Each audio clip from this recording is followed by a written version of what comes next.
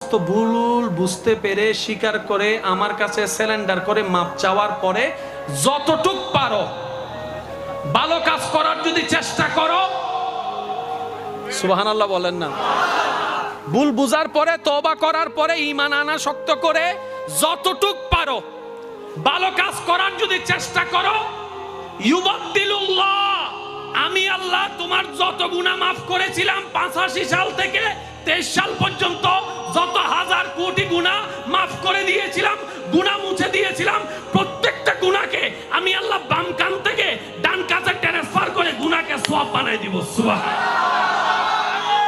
যেতে হবে রবের দিকে, শয়তান টানতেছে নিজের দিকে। এই যে একটা শয়তানে টানতেছে, আপনি রবের দিকে যাচ্ছেন, এই যুদ্ধটা দেখতে রব বেশি খুশি হয়। আর একটু জোরে বলা যাবে সুবহানাল্লাহ। আপনি জানেন আপনার যখন আজানের সময় হয়, আপনি প্রায় সময় খেয়াল করলে দেখবেন